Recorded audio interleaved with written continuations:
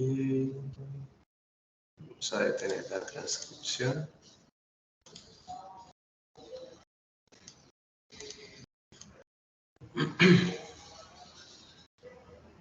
Bien.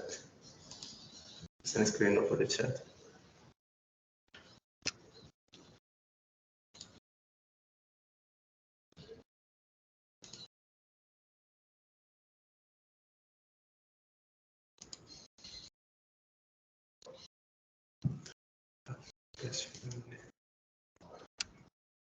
Compartir.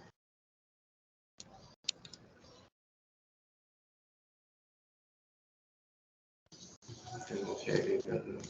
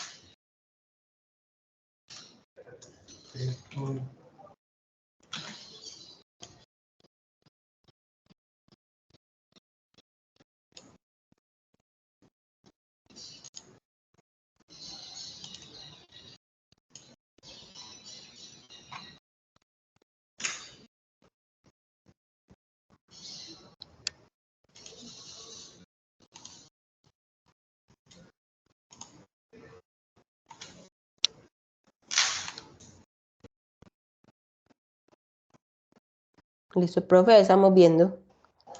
Sí. Pero solamente me está apareciendo una de las dos.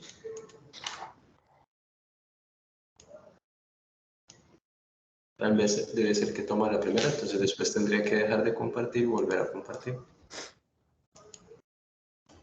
De pronto puedo hacer eso. Intenta pasarla a ver si pasa. Bien. Ah, sí. Sí. Sí, ahí las vemos.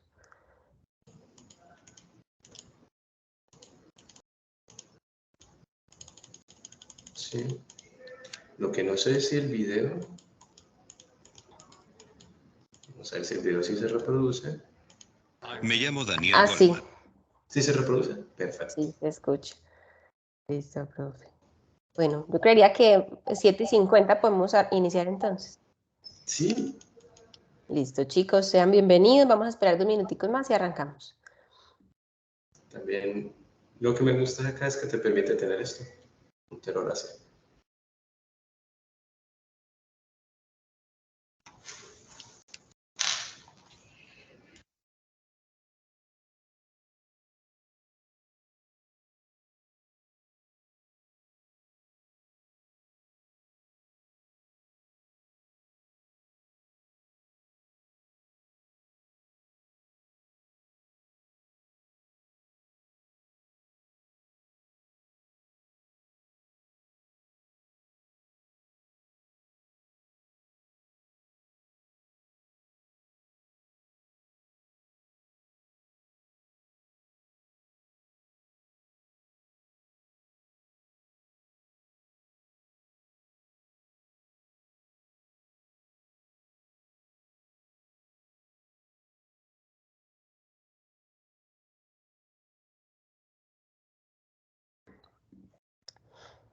Bueno, entonces vamos a ir comenzando. Muy buenos días para todos. Bienvenidos a esta actividad de clases de espejo. de la que ustedes probablemente han participado previamente. Hoy estamos en la sesión que corresponde a ustedes, mis estudiantes, del curso de Motivación y Emoción de la Universidad Politécnico Gran Colombiano de la ciudad de Medellín. Nos acompaña también el profe Carlos Gutiérrez, que en la segunda parte de la sesión va a realizar una presentación también a propósito de este mismo tema de la inteligencia emocional. Entonces, les agradecemos mucho su participación. Ahí está quedando grabada la sesión para que luego se las podamos compartir. Entonces, voy a iniciar yo con algunos aspectos o puntualizaciones sobre lo que es la inteligencia emocional, un poco la definición de este término y algunos de sus usos. Y posteriormente, como les digo, intervendría entonces el profe Carlos Gutiérrez con su presentación. Entonces, vamos a comenzar. No me presento pues porque ya los chicos me conocen. Vamos, profe, a la siguiente diapositiva. Sobre el tema de la inteligencia emocional, tenemos que partir, por supuesto, de una identificación de las emociones básicas, que en el caso del curso de motivación y emoción, pues están claras, ¿cierto? Y por lo general, pues, o en general para lo que son ustedes estudiantes de psicología, pues por supuesto que tenemos una mayor claridad de estos temas. Entonces, respecto a las emociones básicas, sabemos que existen 6 emociones básicas que se llaman así porque son emociones que compartimos, digamos, con todos los seres humanos de todas las culturas y que corresponden, digamos, a reacciones corporales, biológicas, que tienen sus expresiones faciales correspondientes y que son adaptativas, que nos sirven para responder frente a una situación determinada. Tenemos entonces lo que es la ira, el temor, el asco, la sorpresa, la alegría y la tristeza. Eso creo que por este lado está claro. Vamos a la siguiente diapositiva. La definición de las emociones. ¿Qué son las emociones? Esto también creo que lo conocemos, lo hemos desarrollado. Las emociones cuentan con 3. El término emoción proviene del latín emovere, que quiere decir mover o remover, ¿cierto?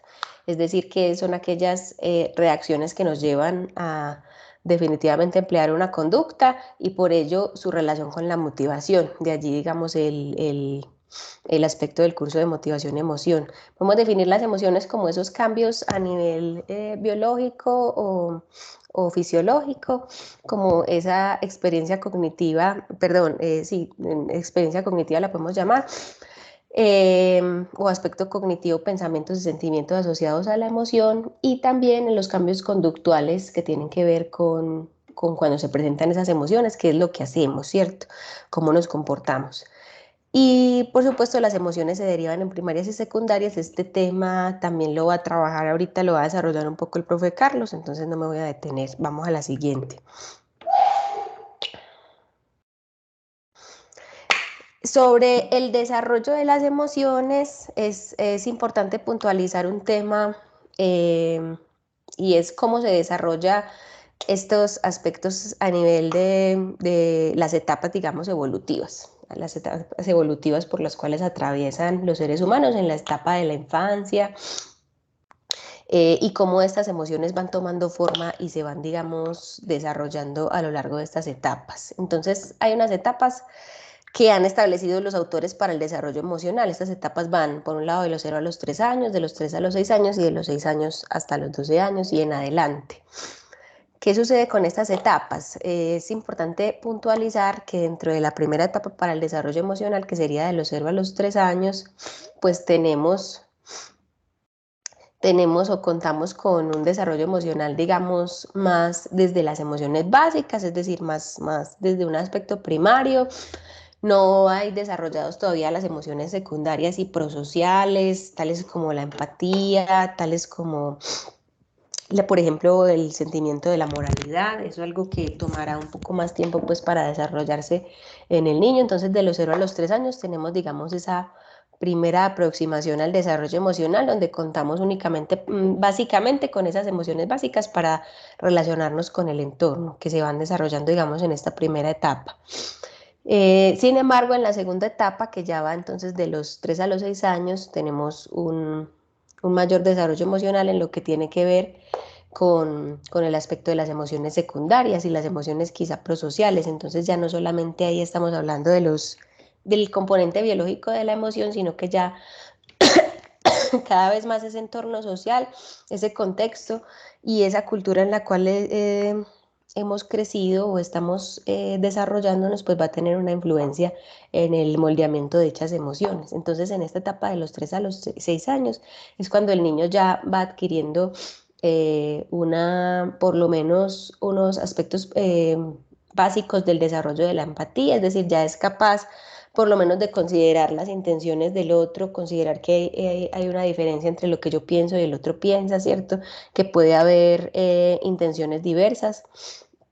Y esto es importante porque le va a permitir posteriormente al niño, digamos, o al adulto, o el joven y el adolescente y el adulto posteriormente, emplear dichas emociones a favor de esta inteligencia emocional que estamos desarrollando hoy. Esta segunda etapa también es importante porque es donde se ven las primeras bases de esta inteligencia emocional, es donde se ve lo que vamos a ver ahorita en la definición. Digamos, la primera posibilidad de tolerancia de la frustración, las primeras capacidades de manejo de esas emociones y de acuerdo con la resolución que se haga en esta etapa de esos aspectos relacionados con la inteligencia emocional, eso va a ser un predictor importante de más adelante en la adultez, cómo, digamos, ese niño va a poder aplicar esas habilidades de inteligencia emocional, qué tanta inteligencia emocional realmente va a poder desarrollar. Entonces, esta segunda etapa es fundamental, digamos, para en el contexto familiar y demás poder promover esas habilidades que se consideran importantes dentro de la inteligencia emocional y que después van a ser fundamentales para predecir digamos, un adecuado desarrollo emocional en ese niño o en ese ser en desarrollo. Entonces, respecto a la segunda etapa tenemos eso y respecto a la siguiente etapa, que sería la última en este caso, de 6 a los 12 años, ya hay un abordaje más complejo, digamos, de lo que son las emociones. Ya se han experimentado distintas emociones primarias y secundarias, no solamente las primarias, sino también las secundarias. Y aquí es donde podemos ver como tal en los niños lo que es el desarrollo de la empatía propiamente dicha, ¿sí? En esta etapa de los 6 a los 12 años ya es posible que el niño eh, digamos, pueda comprender la posición del otro, pueda a veces entender que la posición del otro es distinta de la propia, cada vez más, digamos, va avanzando en ese proceso de desarrollo emocional. Entonces esas son las etapas, digamos, que plantean los autores, mediante las cuales se desarrollan las emociones, que como les digo son importantes porque en estas etapas es que se va formando las habilidades propias de la inteligencia emocional. Y también hay unos patrones de educación emocional, es decir, aspectos o comportamientos que los padres pueden, o el contexto familiar, como les digo, pueden tener en cuenta para ese desarrollo emocional de los hijos. Por ejemplo, en este caso, hay 4 formas en las cuales los padres, digamos, pueden afrontar esa educación emocional de los hijos. Mediante un patrón de evitación, minimización, mediante un patrón de evitación, castigo, mediante un patrón de dejar hacer o mediante una educación emocional propiamente dicha, que sería como el más recomendado, pues, en torno a lo que sería luego el desarrollo de la inteligencia emocional. En cuanto a los patrones de educación emocional, entonces tenemos el primero, que es la evitación minimización. Es cuando se le enseña al niño, por medio de las reacciones y respuestas de los padres, que las emociones no se deben expresar, ¿sí? Que las emociones, que no debes llorar si estás triste, por ejemplo, que no debes demostrar tus emociones o que esas emociones no son, digamos, justificables o que no se deben sentir en el nivel en el que se están sintiendo en este momento. Entonces, si sientes ira o estás triste por una situación, ¿por qué? ¿Cierto? ¿Por qué deberías estar triste? Esa situación no amerita, digamos, esa tristeza que estás sintiendo. Como ven, este patrón de evitación, minimización es inconveniente para el manejo de las emociones, porque ¿qué se aprende allí? Digamos, en la respuesta de ese niño que se le está enseñando, digamos, ese patrón de conducta.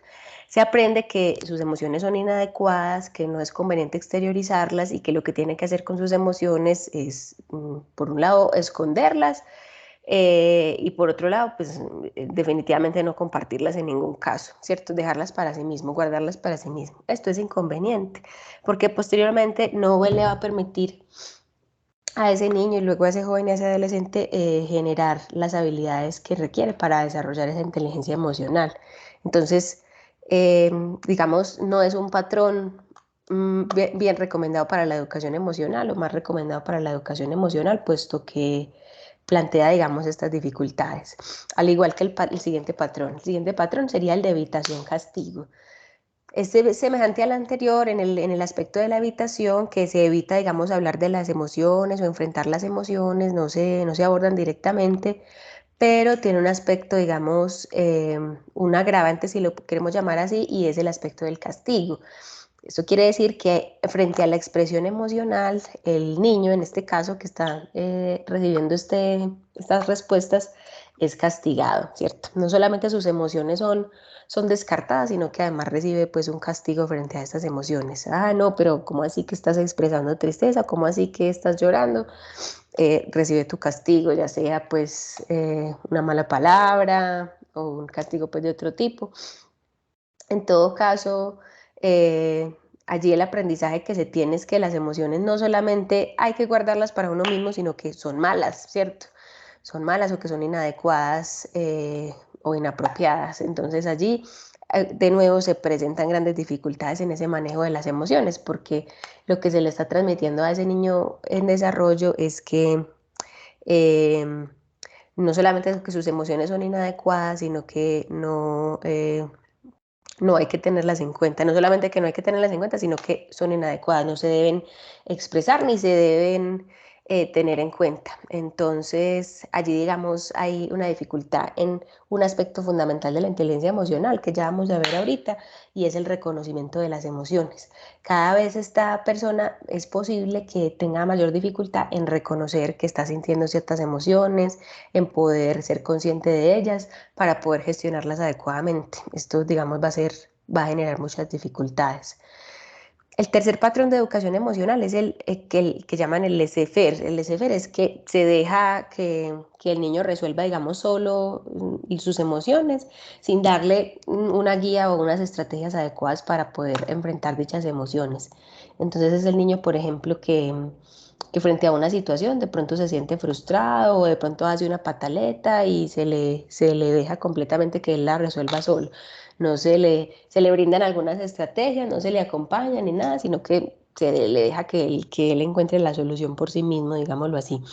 Este patrón, aunque no genera una minimización o un castigo frente a las emociones como si lo hacen los anteriores, de todas maneras sigue siendo problemático para la educación emocional, no es el más recomendable porque no se le brindan a ese niño o a esa persona estrategias suficientes para enfrentar las emociones, porque a veces, como todos hemos experimentado, pues las emociones a veces nos sobrepasan o pueden ser abrumadoras, y la idea es contar con estrategias suficientes para afrontarlas. Pero si no se sabe qué hacer con ellas, muchas veces estas emociones llegan a un punto donde se desbordan y van a llegar a generar dificultades o a tener consecuencias negativas en tanto afectan a la persona o a su entorno social. Entonces no hay, digamos, una forma en la cual se puedan enfrentar dichas emociones, lo cual puede ser negativo. El último patrón de educación emocional sería entonces la educación emocional propiamente dicha. Allí es donde los padres, digamos, se disponen a acompañar a ese niño en la expresión de sus emociones, a validar esas emociones, es decir, es válido que te sientas de esta manera en este momento. Y no solamente eso, sino también a brindar estrategias útiles para el afrontamiento y el manejo de esas emociones. Entonces allí va a ser importante porque no solamente se reconocen y se validan las emociones, y se valida también su expresión adecuada, sino que también se brindan formas para afrontar dichas emociones. Esto es lo que llamamos la educación emocional, no solamente, por supuesto, a cargo de los padres, en todos los contextos, quizá en un contexto escolar y demás también se puedan brindar patrones de educación emocional. Sin embargo, sí es importante, como en esas etapas de desarrollo, decíamos ahorita, en las primeras dos etapas, que también desde el hogar se brinden esas estrategias propias de la educación emocional y que sirvan, digamos, para el afrontamiento de las emociones de ahí en adelante. Que se validen, como les decía ahorita, que se validen la expresión emocional, que se acompañe en esa expresión emocional, no dejando hacer lo que cada uno quiera como en la anterior, pero que también se brinden estrategias para no dejar desbordar esa emoción, sino ponerle también límites y poder, digamos, generar un manejo adecuado de esas emociones que lleve a su resolución, no solamente a generar consecuencias negativas para la persona y el entorno, sino que lleve realmente a su resolución. Entonces, este es el, digamos, el patrón de educación emocional pues más conveniente. Como les digo, no solo se restringe a la infancia, obviamente en la adultez también lo podemos aplicar. Sin embargo, sí es importante que idealmente se diese desde la infancia porque estas son las etapas que van a sentar las bases suficientes para esas habilidades de inteligencia emocional. Bueno, entonces continuemos a la siguiente diapositiva. Teniendo en cuenta entonces estos elementos sobre las emociones y sobre el desarrollo de las emociones, ¿qué es entonces la inteligencia emocional? Demos una definición. La inteligencia emocional la podemos entender como esa capacidad de procesar información emocional y utilizarla mediante el razonamiento y otras habilidades cognitivas. La inteligencia emocional comprende varias partes. Comprende poder ser capaces de acceder a nuestras emociones, reconocerlas y suscitarlas, es decir, generarlas cuando facilitan la cognición, es decir, el pensamiento y la resolución de problemas. También implica o comprende el hecho de poder comprender ese lenguaje emocional, es decir, comprender cuando estamos expresando esas emociones y hacer uso de esa información para nuestro beneficio. Finalmente, también comprende regular el proceso de regulación de las emociones propias y ajenas para fomentar el crecimiento y el bienestar. Entonces, como ven, les traje este grafiquito que como que muestra cuáles son esos elementos que hacen parte de la inteligencia emocional. Requiere de percibir las emociones o reconocerlas, también comprenderlas por su parte, saber manejarlas y finalmente utilizarlas a favor de nuestro bienestar. Esa es la inteligencia emocional. ¿Cuál es la importancia de la inteligencia emocional? Que es una habilidad que, como vimos, se va fomentando y va surgiendo desde la infancia, pero que en la adultez y en la vida en general resulta fundamental porque es predictor del éxito en muchos ámbitos de la vida, mucho más que incluso otras habilidades, pues quizá cognitivas o más asociadas a lo racional. Quizá una persona puede ser muy brillante en un tema o en algunos temas, pero a la hora de afrontar sus emociones y de manejar sus propias emociones, pues se puede quedar corto. Entonces, en este caso, la inteligencia emocional va a ser una habilidad que los autores afirman es mucho más importante que las demás habilidades cognitivas o racionales que tenemos en la vida. Esa capacidad de percibir, comprender, manejar y utilizar las emociones, digamos, a nuestro propio beneficio y que tenga en cuenta nuestro propio bienestar, así como el bienestar de los demás. Vamos a la siguiente diapositiva. Sobre la inteligencia emocional, entonces, hacer algunas puntualizaciones de en qué consiste. Bueno, no está de más decir que esta diapositiva pues se las compartimos. Yo la voy a montar allí pues en los materiales del curso para que la tengan disponible. La inteligencia emocional, como les decía, es un término interesante porque surge, digamos, como respuesta a algunas teorías psicológicas que planteaban que lo más importante o el medidor de la inteligencia, el punto para medir la inteligencia era el coeficiente intelectual, ¿cierto? Lo que llamaban el CI, que todavía se mide y es un pues, coeficiente interesante para mirar algunas habilidades propias de la inteligencia a nivel cognitivo. Entonces, lo que plantean los autores es que es importante tener en cuenta que la inteligencia no se reduce únicamente a este coeficiente intelectual, ¿cierto? Como que se pensaba antes que si una persona tenía un alto coeficiente intelectual, eso iba a ser predictor de su éxito en la vida, pues iba a ser una persona muy exitosa, destacada, con muchos logros y demás, pero realmente nos hemos dado cuenta que no, que la inteligencia no se reduce únicamente a estas capacidades cognitivas, que no necesariamente por tener un coeficiente intelectual súper alto, entonces vamos a ser personas exitosas o que nos vaya muy bien en la vida. Requerimos de otras habilidades, en este caso de la inteligencia emocional. Como les decía, la inteligencia emocional es predictor del éxito personal y social en el futuro. Esto quiere decir que los experimentos han demostrado que las personas que desde la infancia muestran mayores habilidades de inteligencia emocional en la adultez, esto es un predictor de éxito personal y social, es decir, son personas que pueden alcanzar sus metas con mayor facilidad, que tienen buenas posibilidades de desarrollarse en sus carreras profesionales o en sus elecciones pues, propias de la vida profesional o a nivel personal, también en el aspecto social, en distintos aspectos de su vida. Entonces es fundamental esta habilidad porque más que únicamente el aspecto cognitivo, la inteligencia emocional es lo que predice o se ha demostrado pues, en experimentos que es un gran predictor del éxito personal y social. Dicen los autores que desde esta perspectiva hay que entender la inteligencia no solamente como el aspecto cognitivo, sino como una capacidad general de resolver problemas, articulando la racional con lo emocional. Entonces fíjense que aunque se llama inteligencia emocional, no es que no tenga en cuenta la razón, claro que sí, son las dos cosas. Han de tener en cuenta ambos elementos para la resolución de los problemas cotidianos, ¿cierto? El problema es que cuando no contamos con esas habilidades de inteligencia emocional, como decíamos ahorita, es posible que lleguemos a un punto en donde esa emoción se desborde e impida la resolución de problemas, incluso cuando desde lo racional pues sería algo que tendría una solución muy sencilla, ¿cierto? A veces en la vida cotidiana tenemos un problema, no sé, tenemos que estudiar para un examen, ¿cierto?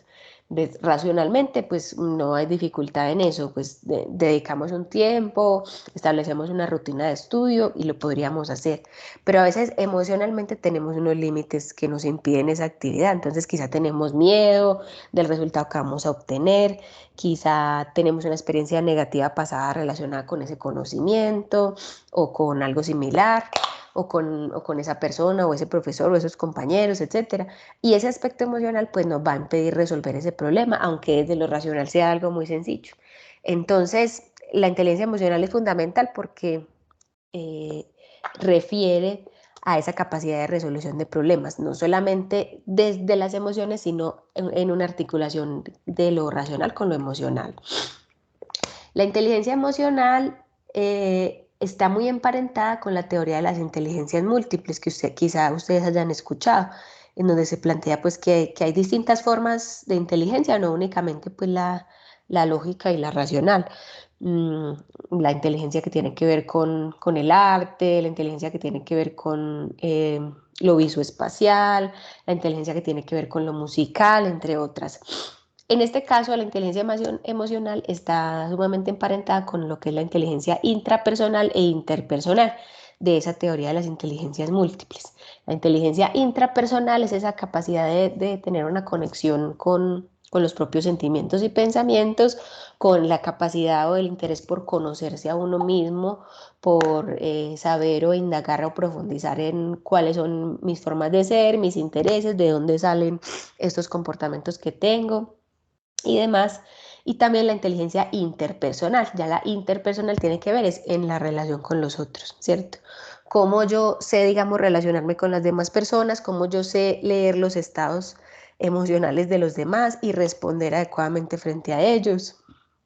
Por ejemplo, si identifico que una persona de pronto está triste, sé, digamos, manejar esa situación o enfrentarme a esa persona de forma, no sé, más delicada o con un tono de voz adecuado, etcétera. Esta es la inteligencia interpersonal, que es capaz de descifrar, digamos, esas claves sociales e interpersonales para interactuar con el otro de una manera exitosa.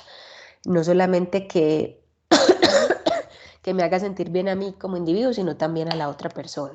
Entonces, la combinación de estos dos aspectos es fundamental para la inteligencia emocional. Primero, conocerse a sí mismo, reconocer esas propias emociones, reconocer los propios límites y demás. Y por otro lado, saber también aplicar eso a las relaciones sociales. Cómo yo soy capaz de interactuar con el otro de una forma que respete mis propios límites y los del otro y así generar una relación interpersonal exitosa, como les digo. Entonces allí se combinan estas dos en el aspecto de la inteligencia emocional.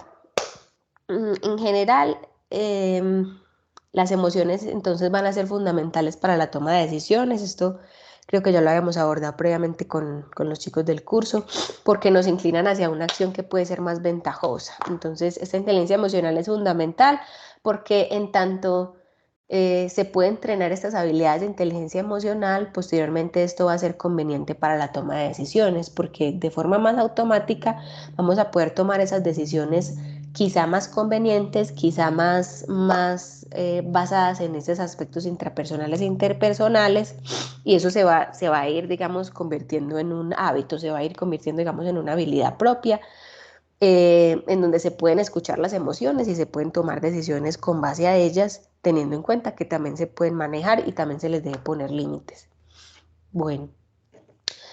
Una de las habilidades centrales para la inteligencia emocional es la tolerancia a la frustración y la resistencia a los impulsos, para poder alcanzar así una motivación más duradera. No sé si ustedes recuerdan quizá un experimento clásico de evaluación de la inteligencia emocional, y es el experimento donde hay unos niños de una edad aproximada de 4 o 5 años, y a los niños se les presenta eh, un dilema, digámoslo así. A los niños se les da un dulce y se les dice, mira, te voy a dar este dulce, te lo puedes comer ya, pero si esperas 20 minutos que yo vuelva de esto que tengo que hacer, te voy a dar 2 dulces, ¿cierto? Te doy 2 dulces. Ese es un experimento clásico. ¿Qué pasaba frente a este dilema? Pues algunos de los niños inmediatamente se comían el dulce, ¿cierto? Sin esperar ningún tiempo. Y algunos de los niños pues eran capaces de retrasar esa satisfacción y esperar los 20 minutos, y a los 20 minutos pues obtenían otro dulce en este experimento. Este experimento es muy importante en la psicología porque nos muestra, luego de un seguimiento que se les hace a esos dos grupos de sujetos evaluados, nos muestra que los niños que fueron capaces de tolerar esa frustración en el momento, es decir, que postergaron esa satisfacción y que fueran capaces de esperar, en el futuro eran jóvenes y adultos que eran mucho más prosociales, que sabían relacionarse con los demás, que tenían una mayor capacidad de solución de problemas, que tenían unas relaciones sociales mucho más fluidas y que en general eran personas más felices y exitosas. Que el grupo, digamos, evaluado, que no fue capaz de postergar la satisfacción ni de tolerar esa frustración de tener que esperar para comerse el dulce, tendían a ser jóvenes o adultos, digamos, más emocionales, en el sentido de ser más impulsivos, de no ser capaz de controlar sus emociones a la hora de relacionarse con otras personas, quizá generando así conflictos interpersonales y dificultades en distintos ámbitos de la vida, ¿sí? Esto suena como algo, como si fuese algo muy definitivo, pero si lo pensamos realmente es así, ¿cierto? Realmente, si desde la infancia cultivamos esas habilidades como la capacidad de postergar esa satisfacción, la tolerancia a la frustración, esto se va a ver reflejado en nuestra vida adulta y tiene, digamos, esas posibles recompensas de las que hablamos. Por supuesto, tampoco es una fórmula matemática en la cual, digamos, podamos obtener un resultado con toda la fiabilidad del caso. Sin embargo, sí sabemos que estas habilidades de postergar la satisfacción y de tolerar la frustración son predictoras no solo de la inteligencia emocional, sino del éxito personal y social en distintas áreas de la vida. ¿Por qué? ¿Cuál es la razón, digamos, de que esto sea tan importante? Lo que decíamos allí en la diapositiva, que esta capacidad para postergar la satisfacción nos hace alcanzar una motivación más duradera, ¿cierto? Hace que tengamos claro nuestras metas y objetivos y que seamos capaces de tolerar las dificultades y afrontar las dificultades que se van a presentar en el día a día con el fin de alcanzar esas metas. Porque piensen que en la vida adulta, digamos, cualquier cosa que nos proponemos, pues plantea dificultades, ¿cierto? Cualquier meta que tenemos, ninguna, digamos, va a ser sencilla. Todas plantean dificultades y necesitan de una tolerancia a la frustración. Si planteamos, por ejemplo, una meta que es estudiar una carrera universitaria, esto plantea distintas dificultades, incluso grandes dificultades. Y si no contamos con esa capacidad de tolerancia a la frustración, pues vamos a abandonar rápidamente esa meta y no vamos a tener la motivación suficiente para afrontar lo que ello requiere. Frente al primer examen que perdamos, pues ya nos vamos a sentir desmotivados y no vamos a querer continuar. O frente a la primera dificultad que tengamos con profesores o compañeros, pues también. En cambio, si somos capaces de tolerar esa frustración, eso va a generar una motivación más duradera, porque bueno, tuve una dificultad con un examen, pero eso a largo plazo es un aprendizaje que me va a llevar a poder continuar en mi proceso de formación profesional, a poder graduarme, etc. Entonces, es una habilidad fundamental que, como hemos dicho desde el principio, está desde la infancia y a medida que la podemos cultivar, pues vamos a desarrollar esta mayor inteligencia emocional. También el último puntico sobre inteligencia emocional nos dice que desde la perspectiva de la inteligencia emocional es falsa la oposición entre razón y emoción o emociones y cognición. Es decir, hemos pensado mucho tiempo en esta dicotomía de que por un lado están las emociones y por otro lado está la razón. O me guío por la una o me guío por la otra para resolver mis conflictos. Pero realmente lo que plantea esa teoría es que es falso, esa dicotomía realmente es falsa. No existe tal oposición entre lo emocional y lo racional, sino que es más bien un proceso conjunto que implica los dos aspectos, las emociones y la cognición, para poder dar resolución a los problemas de manera más eficaz. Cuando únicamente nos basamos en la emoción o en la razón, esto es insuficiente para la resolución de los conflictos. Cuando hay una combinación entre ambos, va a ser más eficaz para la resolución de estos conflictos. Bueno, sigamos, vamos a la siguiente diapositiva. Teniendo en cuenta estos aspectos sobre la inteligencia emocional, eh, hablemos entonces un poco de qué hacer con esas emociones, que es el proceso que está ahí en el último puntico de la diapositiva, también denominado como la gestión emocional, ¿cierto? En conclusión, según lo que ha planteado la teoría sobre la inteligencia emocional, ¿qué hay que hacer entonces con las emociones? Lo primero sería tomar conciencia de las emociones, registrarlas e identificarlas cuando estas aparecen. Esto es algo que el profe va a desarrollar también más adelante en su intervención. Lo segundo sería adoptar una postura crítica y analítica frente a esas propias creencias para así contrastarlas con el ambiente y poder modificarlas en caso de ser necesario. No solamente que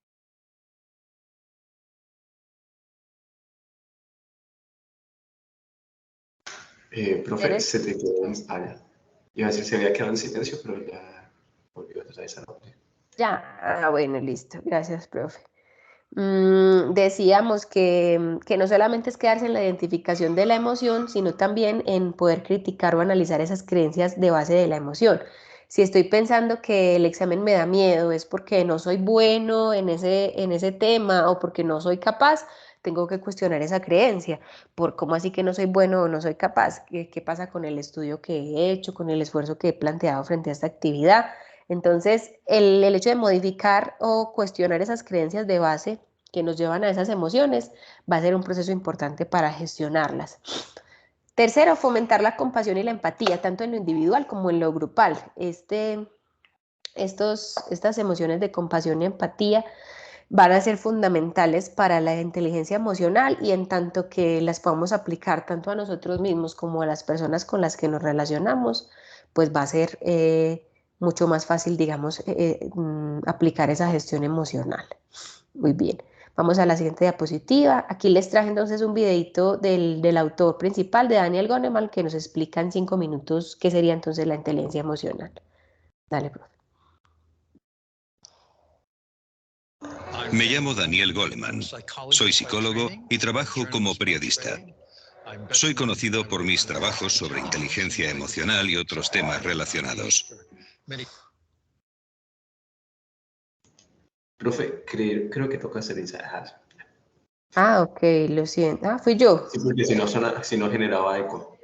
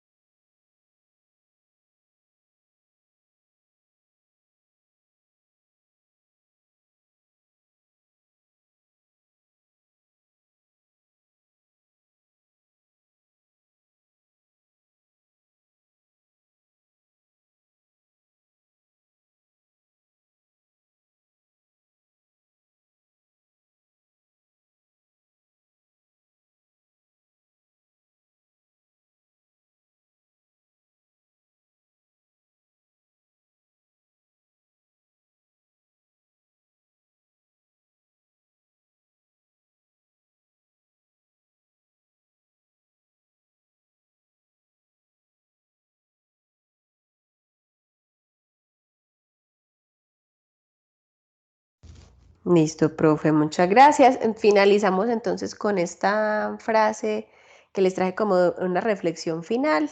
De Aristóteles dice, cualquiera puede enfadarse, eso es algo muy sencillo, pero enfadarse con la persona adecuada en el grado exacto, en el momento oportuno, con el propósito justo y del modo correcto, eso ciertamente no resulta tan sencillo, ¿cierto? Entonces allí, digamos, vemos cómo hay que dar lugar a la emoción, pero también, digamos, ponerle un límite para poder gestionarla adecuadamente. Con esto entonces le damos paso al profe Carlos Gutiérrez para que pueda realizar su intervención. Gracias, profe. Vale, profe, entonces voy a, mientras tanto, volver a compartir porque me sale nomás una presentación. Vamos a ver, examinar.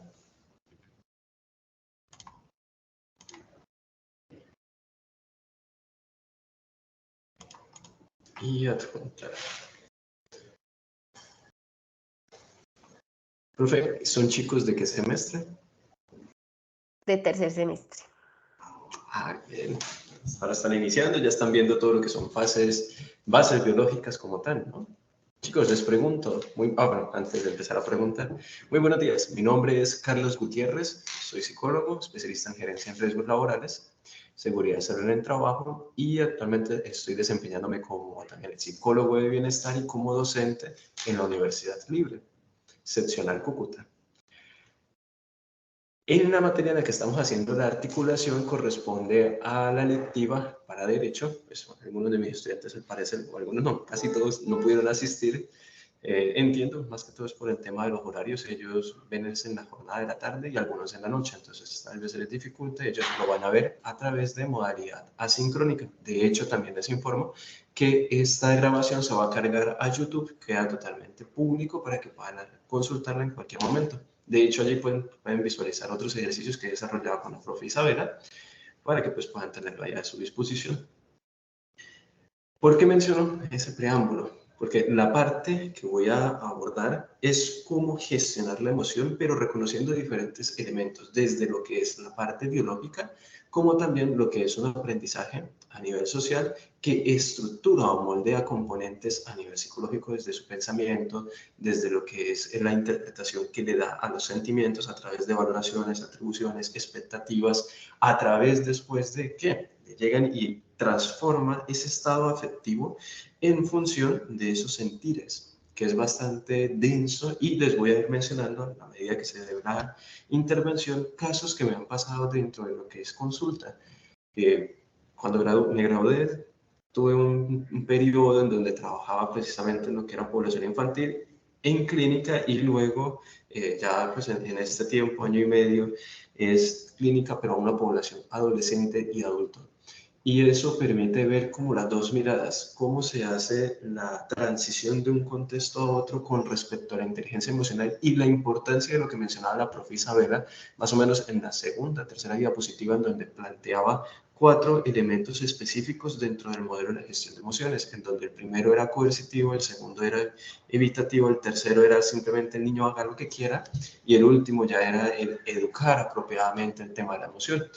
Y se vuelve en un factor esencial por parte de nosotros, profesionales en psicología, el lograr brindar las estrategias para quienes, para toda la comunidad. Es decir, dependiendo del sitio en donde nosotros vamos a desempeñarnos, vamos a tener que diseñar estrategias específicas para cómo instruir en la inteligencia emocional, en la gestión de emociones, a partir de el sistema de creencias de cada uno y a partir de cómo se ha complejizado en función de la edad, en función de su historia de vida.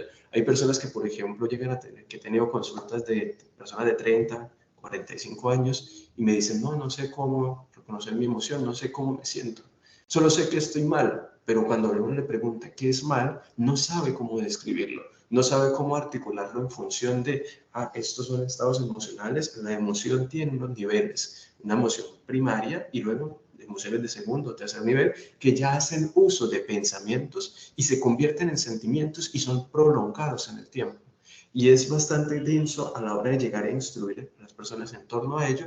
¿Por qué? Porque el sistema de creencias que ha instaurado desde pequeños ha apuntado a un mecanismo de cualquiera de esos 4 que estábamos mencionando, o ya sea de tipo coercitivo, o ya sea negligente, o ya sea una libertad completa, o ya sea el tema de ser muy democrático. Entonces es llegar a ir retomando esos elementos. ¿Qué quiero decir con esto? Puntualmente que hay que llegar y en cada proceso identificar con sumo cuidado elementos de la familia para reconocer factor social, factor de aprendizaje, para identificar entonces cómo la persona para identificar cómo la persona se está comportando en el momento, qué es lo que nos está mostrando dentro de ese lenguaje no verbal, y a partir de ello empezar a articular elementos específicos de la historia de vida de esa situación o de esta persona en función de esa situación o problema.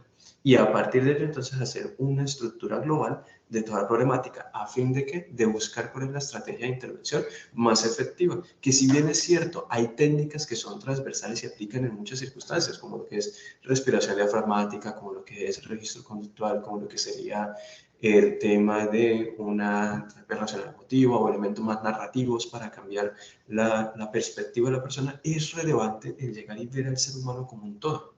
Entonces, esa es como la introducción antes de empezar a abordar la temática del día, que es para la parte de clases de motivación y emoción. ¿Listo, chicos? Entonces, de acá que es importante, y me gustaría saber si ustedes, si están en sus pantallas táctiles, es decir, su celular, tablet, o porque no sé si con computador también permite, no recuerdo, es la opción de darle zoom. Que le doy a aumentar tamaño, aumenta es la pantalla, la letra que aparece acá. Pero no sé si a ustedes sí les pueden aumentar esta zona. Esta partecita, no sé si lo están aumentando con sus dispositivos celulares o tablets o demás, porque con el mouse y control y el mouse no me permite ampliar. Entonces les pregunto en primera instancia si pueden ampliar la imagen.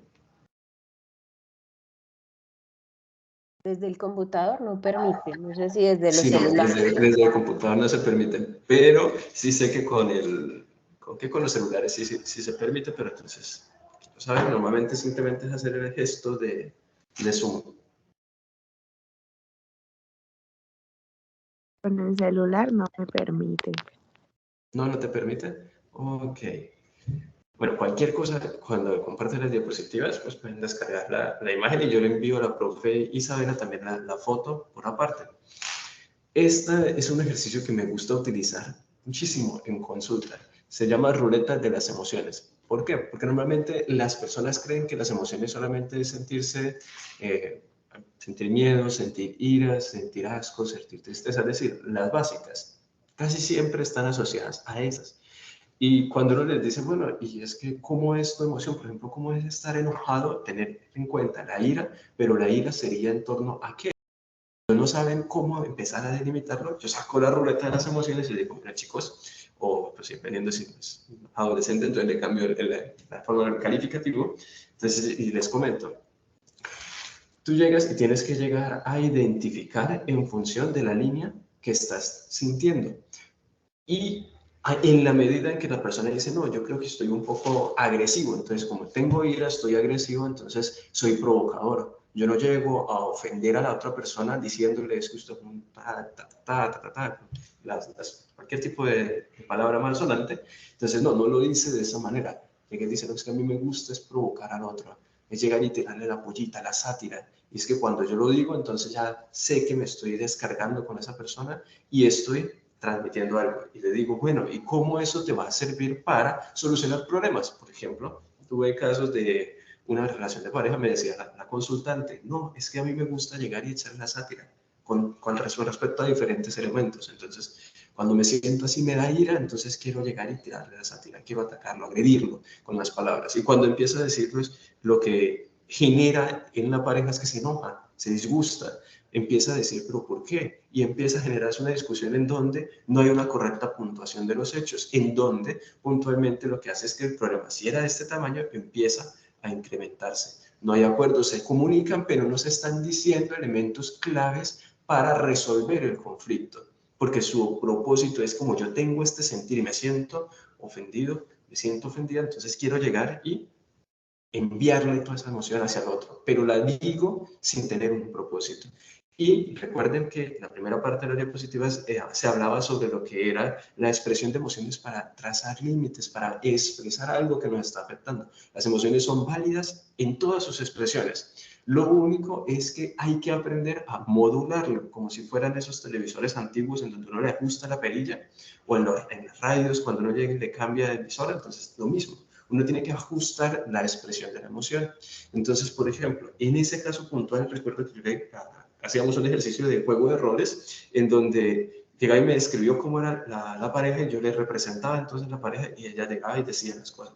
Y le decía, bueno, ¿y cómo era también que la pareja respondía? Entonces yo le replicaba, ¿no? Entonces, pues no, pasa tal cosa y demás. Y terminan diciéndoles, claro, es ahí donde ya después arma es el gran bololo, el gran problema, el conflicto y no se llega a resolverlo. Entonces ahí es cuando digo, bueno, es que no hay una buena puntuación porque tú lo que quieres es llegar y atacar, pero no estás diciendo tampoco, estás proponiendo una solución o no le estás preguntando al otro cómo forma parte del conflicto y cómo se puede resolver dicho conflicto a través de acuerdos. Entonces es entender que la inteligencia emocional sería aplicada, es reconocer mi emoción dentro de toda esa de distribución, tanto de un primer nivel a un segundo nivel y a un tercer nivel, para luego ir agregando y diciendo, claro, yo valido mi emoción, pero mi emoción significa entonces que tengo que colocarlo en palabras que el otro pueda entender y comprender precisamente para generar un acuerdo, para resolverlo y para que ese acuerdo sea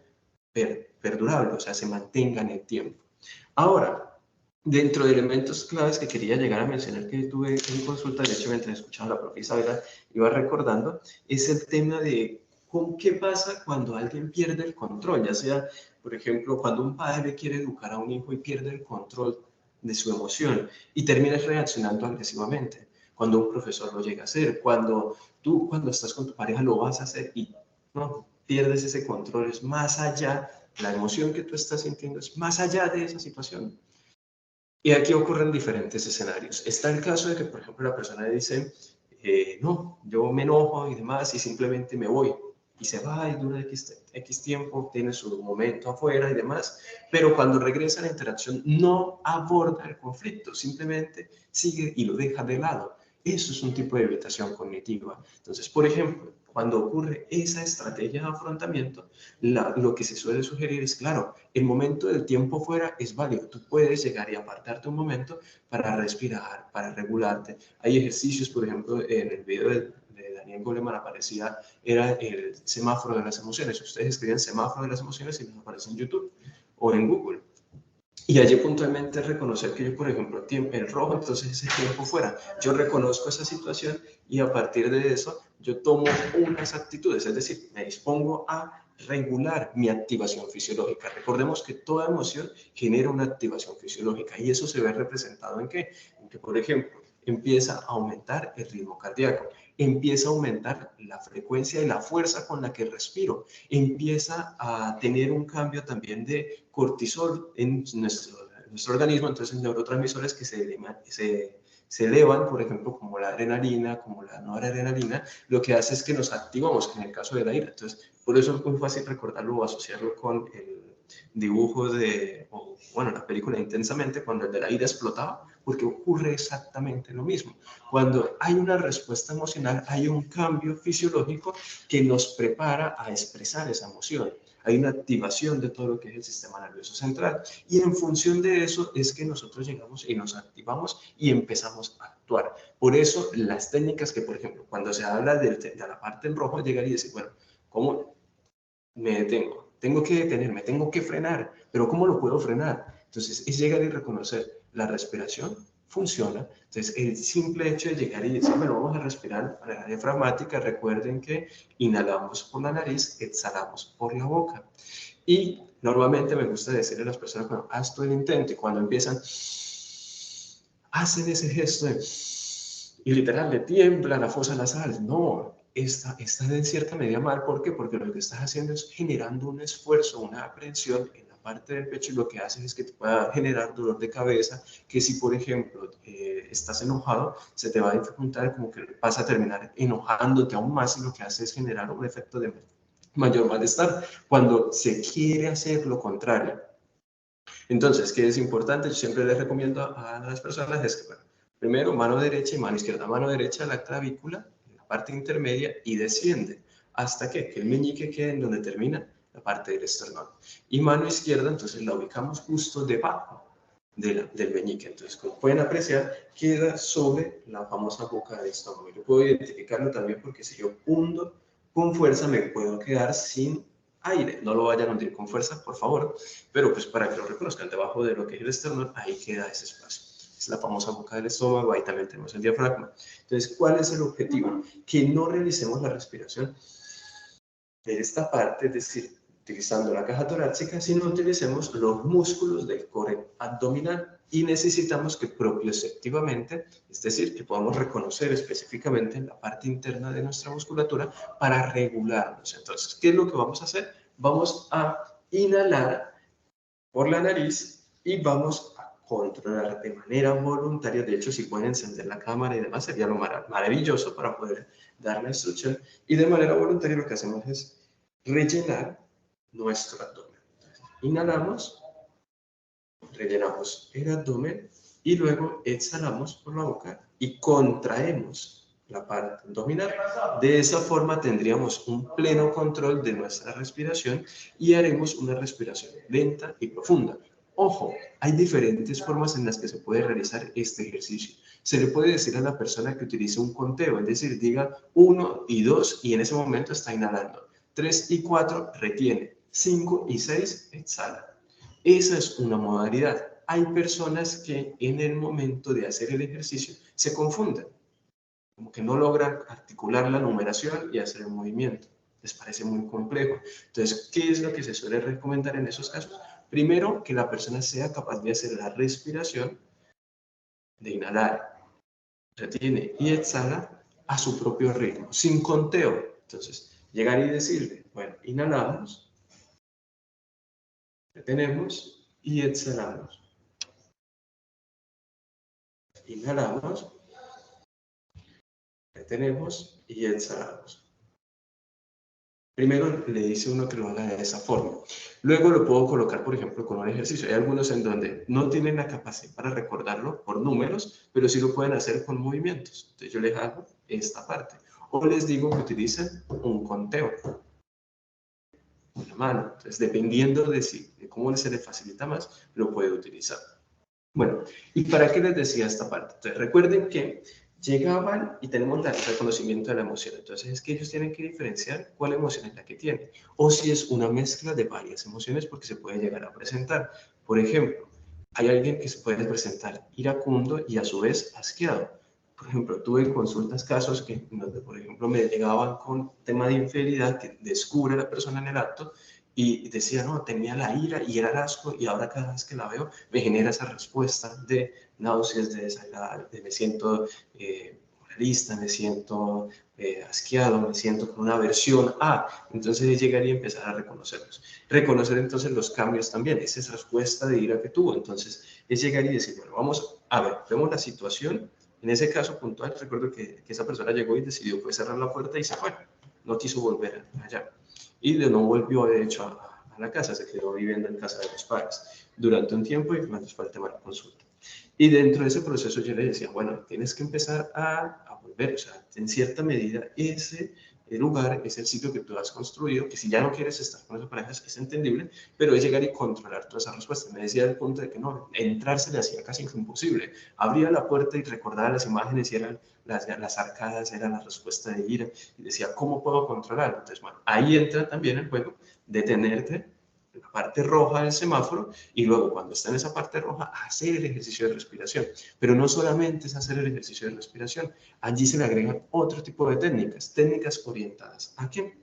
Por ejemplo, podemos llegar y conectarlo con lo que es estructurar. Entonces, por ejemplo, en ese caso en específico, ¿cuál fue la ruta de acción? Llegar y decir, bueno, tú entras aquí y vas a afrontarlo, pero vas a entrar a este espacio, no vas a buscarlo, no vas a entrar en diálogo, porque en ese momento, cuando se hizo la parte de ir a visitar el sitio, no era para dialogar con la pareja, de hecho, todavía no había tenido contacto con la pareja.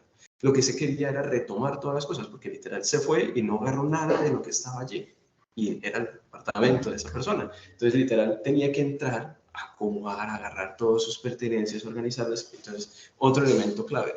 Regula tu emoción. Encuentra a una persona que forme parte de esa red de apoyo. Alguien que te ancle específicamente para decir, bueno, si ocurre una agitación emocional, ¿cómo te puedes regular, ya sea a nivel interno o a nivel externo? Porque tienes apoyo de otra persona. Entonces, en función de eso llevaron su maleta y todo, y decía, priorización, ¿qué es lo que tú necesitas? Sigue la instrucción clave y todo el tiempo regula tu emoción. Entonces, en primera sesión pues se trabajó muy bien lo que era la parte de la respiración. También otra técnica que utiliza bastante en consulta gira en torno a la relajación progresiva de Jacobson. ¿De qué trata esta relajación? Entonces, puntualmente es de hacer técnicas de tensión-distensión, entonces para poder disminuir esos movimientos involuntarios que se puedan presentar cuando está en una respuesta emocional, ya sea de ira, que por ejemplo la gente se enoja y es que no sé qué, y tiembla y demás, y cambia la expresión facial. Entonces, por ejemplo, que puedan regar y reconocer cambios en expresión facial, por ejemplo, la tensión, entonces frunce el ceño, la parte de la nariz, tiensan los dientes, la boca, entonces empiezan a hablar más enojados y empiezan a temblar, le cambia el tono de voz incluido. Entonces, es reconocer todos esos elementos precisamente ¿para qué? Para que después puedas hacer la parte de tensión y distensión. Por ejemplo, de tensión puedes hacerlo como la parte facial del cuello hacia arriba, entonces es activar o involucrar nervios craneales como lo que es el facial y el trigémino, que son de tipo sensitivo y motor. Entonces, vamos a activarlo como, vamos a retraer esta parte del cuello, ser conscientes a mover esta parte de los maxilares, la parte de los músculos del cachete, de la cara, también lo vamos a tensionar. La nariz la vamos a contraer como si fuésemos un animal, como si fuéramos, no sé, un lobo, un tigre, un gato, como quieras llegar a colocarlo. La parte de fruncir el ceño, entonces, y la gracia es tensionar lo más que puedas. La lengua la pegarías al paladar. ¿Para qué? Para tensionar toda esta parte. Luego se recomienda es que se mantenga esa tensión de 3 a 5 segundos y luego se libere. ¿Cómo lo pueden liberar? En el caso de la parte del rostro, yo suelo recomendar, lo que más fácil para que la gente lo reconozca, es el bostezo, el abrir la boca y el subir esta parte de las cejas. Cuando yo llego y dejo de tensionar, inmediatamente lo que hago es hacer el gesto de lo que es la parte del bostezo, al abrir la boca, al cerrar los ojos, al abrir la boca lo más que se pueda y relajarse, tensionas los músculos de la parte del rostro.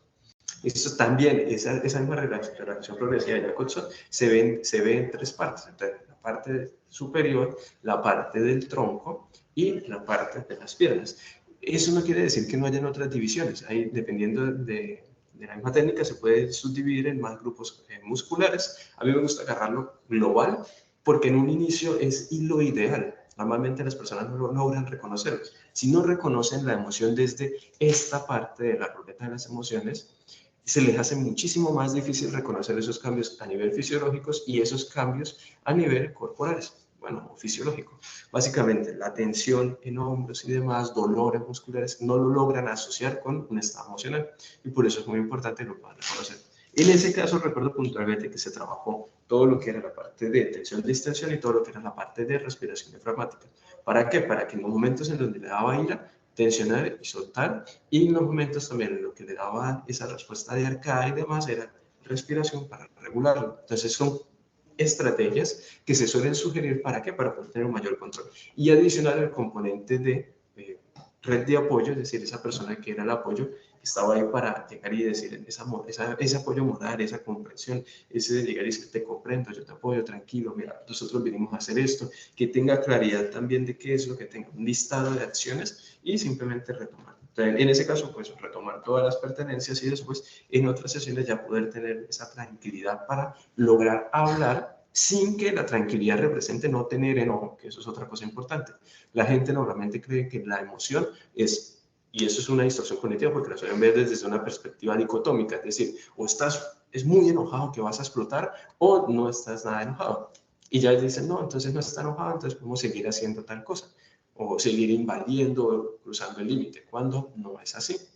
Tú te puedes enojar y no necesariamente vas a tener que estar gritando y perdiendo el control, sino llegar y expresar con una seriedad, con el caso que lo merite, puntualmente qué es lo que está pasando. Colocas en palabras tu estado emocional, tus pensamientos y qué es lo que esperas del otro. De hecho, también dentro de este tema de reconocimiento emocional, incide sustancialmente lo que es el tema de la interacción en la vida real, en especial, en específico, lo que es la parte de la niñez y la adolescencia, de cara a cómo se comporta el adulto joven y el adulto. ¿Por qué? Porque, por ejemplo, lo que son chicos que han estado en soledad prolongada, suelen tener una leve dificultad a la hora de reconocer estados emocionales propios y del otro. Y de hecho también empiezan a desarrollar un tema de respuesta de estrés o de ansiedad frente a la comunicación con otras personas. Es decir, esas competencias comunicativas se reducen un poco. También tenemos el tema de padres o figuras paternas estrictamente restrictivas. Entonces, ¿qué generan? Son chicos que por lo general se suelen ver muy nerviosos, muy tensionados, muy como que tienen que ser de esta forma, y ellos no reconocen su estado. Por ejemplo, yo recuerdo que veo un consultante que todo el tiempo era moviéndose. O sea, la pierna era el movimiento tan fuerte que le generaba que todo el cuerpo se le movía. Y él me decía, y yo le preguntaba, ¿estás tranquilo? Entonces me decía, sí, claro, yo siempre he sido así. Yo me acuerdo que de pequeño era así y me movía y era imposible.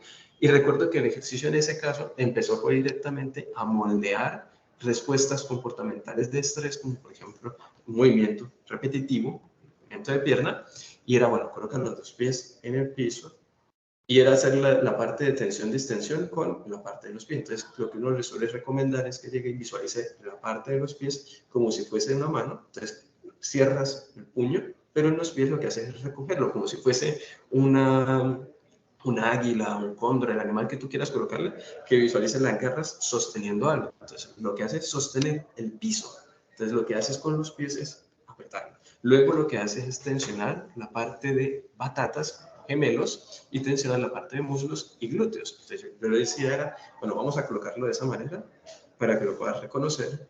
Hacíamos ejercicios, una cosa a mencionar, este ejercicio o esta técnica de relajación progresiva, yo recomiendo que se realice de 3 a 5 veces por día. No recomiendo que se haga repetitivamente, a diferencia de la respiración diafragmática, porque es un ejercicio de tipo isométrico. Si lo haces de manera prolongada, te puedes lesionar. Entonces, ten en cuenta eso para que no se ejecute con tanta fuerza.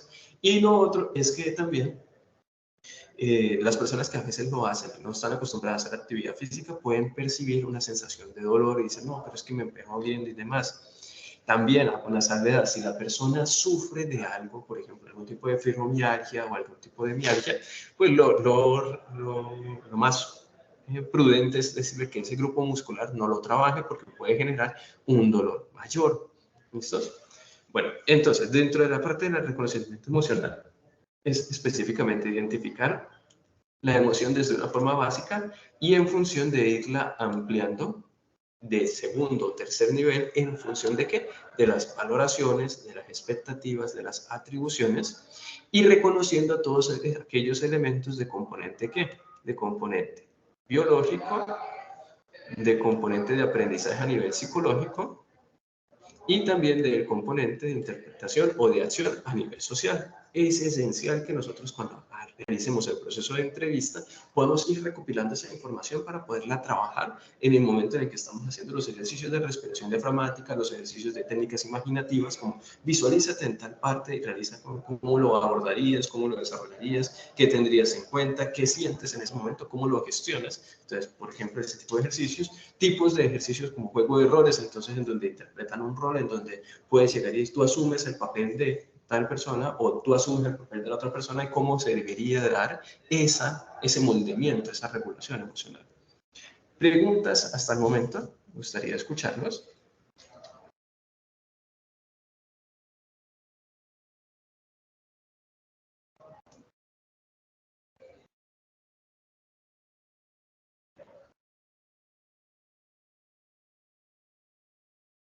Parece que todo claro.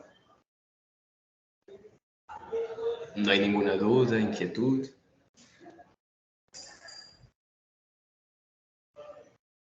Ok.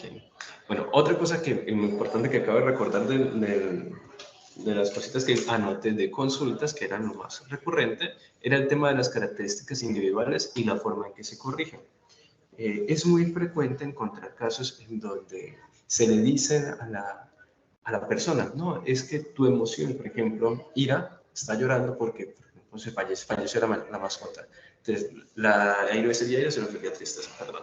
Entonces, la respuesta de llanto, de tristeza, asociada a ese elemento, entonces, ¿qué es lo que generaría? Que, por ejemplo, si dentro del núcleo familiar le dicen que es una mascota, es un animal que ya se murió, no hay por qué llorar, no hay por qué sufrir lo que estás haciendo, eres muy tonta o algo por el estilo, entonces, ¿qué ocurre? Puntualmente lo que harían es invalidar la emoción. Entonces, después de tener esa parte de tristeza, ya después te puedes sentir, por ejemplo, culpable, porque ¿cómo es posible que yo no pueda sentir mi emoción y yo la estoy sintiendo, entonces me siento culpable por ello? Se puede sentir después que es solo, que no tiene esa conexión, como que no puedo conectar con alguien, me tengo que aislar como tal, entonces es importante lo puedan reconocer. Qué pena, llegaron al consultorio. Entonces, bueno, es que se puedan llegar y reconocer la emoción. ¿Para qué? Para específicamente darle un tratamiento para poder llegar y abordarlo. Luego, ¿qué es otra cosa importante de la siguiente diapositiva? Es el tema del registro conductual. El registro conductual, ¿qué es puntualmente? Es una técnica que se maneja en el modelo cognitivo conductual, en especial la parte conductual, para llegar y reconocer la situación desde fecha, hora y describir qué es lo que pasó. Entonces, aquí es donde se anota específicamente esa descripción de situaciones puntuales. ¿Para qué? Para que la persona pueda llegar y enmarcarte a ti como el terapeuta el contexto a seguir en función de elementos específicos. Entonces, ¿qué elementos? Entonces, por ejemplo, esta parte de elementos yo suelo utilizarlo es para un segundo momento. Para el primer momento simplemente el pido es la situación y que me registren qué pensaron bajo esa circunstancia, qué se les vino a la mente, qué ideas tuvieron. Luego, emociones. Entonces, que lleguen y plasmen su estado emocional. Entonces, ¿cómo? Si no saben hacerlo, entonces utilizan la diapositiva anterior, utilizan la ruleta de las emociones. Yo se las dejo ahí al lado y les mando, de hecho, casi siempre les mando al correo electrónico mis consultantes esa ruleta de emociones para que ellos la puedan tener descargada en su celular y cuando ocurre esas situaciones que puedan llegar y decir, yo siento esto, en función de eso, ojo, esa ruleta de las emociones es muy buena, pero no es exhaustiva, no compende o no llega a ser un compendio total de lo que serían los estados emocionales, los estados afectivos, porque no, o sea, realmente sería muy grande. Entonces, es tan solo una pequeña versión resumida que la persona puede emplear precisamente para tener una guía y empezar a describir su estado emocional desde otras perspectivas. Luego sigue, bueno, aquí dentro de esas emociones yo también les suelo solicitar es que registren toda la parte de esos cambios a nivel fisiológico que detectan. Entonces, por ejemplo, que en esa situación, si es un tema de control de impulsos tipo ira, entonces, bueno, ¿qué cambios identificas? Empiezas a respirar fuertemente. Yo llego y les digo, en chiste es el tema de respiras como güey, ese famoso... Porque así hacen los bueyes o así hacen los animales de ganadería, algunos animales de ganadería. Entonces es que lo puedan llegar y reconocer cómo puede ser más fácilmente detectable ese cambio desde la respiración, ese cambio, cómo te comportas, o sea, reconoce cambios, por ejemplo, del tipo, la situación te genera, entonces estoy enojado y cuando me doy cuenta es que tengo acá tensionado esta parte, que estoy apretando los puños y no me estoy percatando, que estoy apretando los dientes, que estoy tensionando el ceño. Entonces es poder reconocer todos esos cambios que están ocurriendo, esos comportamientos, pero en esa parte emocional, como que, no, es esta emoción y esta emoción la asociamos a estas reacciones. Y luego un comportamiento es cómo empiezas a actuar, qué estás haciendo. Y allí, pues hay gente que llega y lo describe acá, hay otros que lo describen aquí, que también pueden describir toda esa parte de cambio comportamental, de expresión facial, ademán corporal, de la altura tonal, en función de querer transmitir esa emoción. Y cuando ya se hace un registro de toda esa situación en diferentes ocasiones, casi siempre ocurre una sesión de una sesión a la otra, entonces allí te permite hacer un compendio de en qué circunstancias se presenta la situación problema y qué es lo que lo está precipitando, qué es lo que lo está manteniendo. Y en función de ello se generan estrategias alternativas para, ya sean pensamientos, comportamientos o emociones en función de qué, de empezar a cambiar los dos primeros. Luego tenemos entonces elementos como solicitar apoyo, un equilibrio o flexibilidad dentro de esas soluciones. Entonces uno propone ciertas soluciones, pero es el consultante el que termina estableciendo cuál es la que más se ajusta a su necesidad. Uno hace sugerencias y le va diciendo en la medida en la que se van presentando cómo pueden ajustarse en función de ello.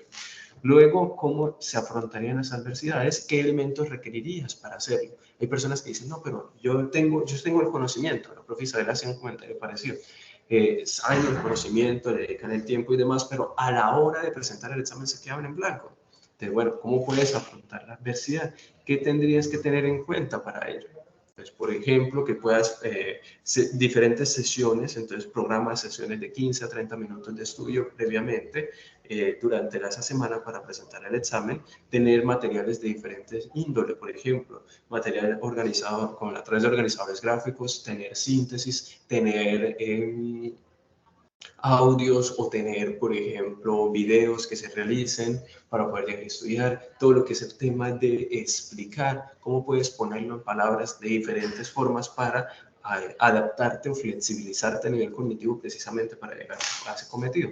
Y luego el tema de asumir consecuencias. En muchas ocasiones ocurren es que las personas quieren los beneficios, quieren las situaciones, pero no quieren asumir consecuencias, no quieren asumir una responsabilidad de la situación. Y es en cierta medida en donde cuando no se asumen las consecuencias, se empieza a generar ese malestar, porque de alguna u otra medida no se está aceptando tal cual la situación, cómo es la situación. Y la realidad es tal cual. Nosotros somos quienes tomamos una disposición frente a y asumimos todas las consecuencias que puedan estar adjuntas a ese elemento. Listos. Y con eso sería la parte pues, de las referencias, psicología positiva, manual de técnicas de Vicente Caballo. Creo que hay una versión más actualizada, si no me falla la memoria, creo que hay una del 2006. Entonces, pues ya eso sería toda la parte como tal. Entonces, no sé si tienen alguna pregunta, duda, inquietud.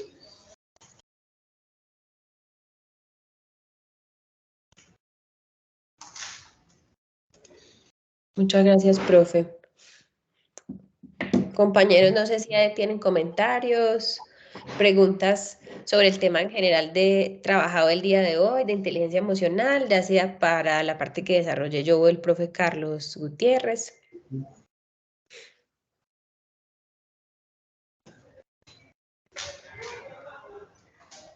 Las diapositivas, tanto del profe como las mías, se las compartí entonces en los materiales de clase. Muchas gracias, profe, por tu intervención. Creo que no hay preguntas. Bueno. Bueno, profe, muchas gracias por la invitación. Muchas gracias por participar, chicos, de las actividades de la clase espejo. Con los chicos tenemos otra actividad de clase espejo la siguiente semana. Yo les estaré informando para que se puedan conectar. Muchas gracias, profe, por tu disposición y participación y nos vemos en la siguiente oportunidad. Vale, mi profe. Feliz día. Hasta luego. Chao. Chao, chicos. Chao, chicos, que les vaya muy bien. Chao, profe.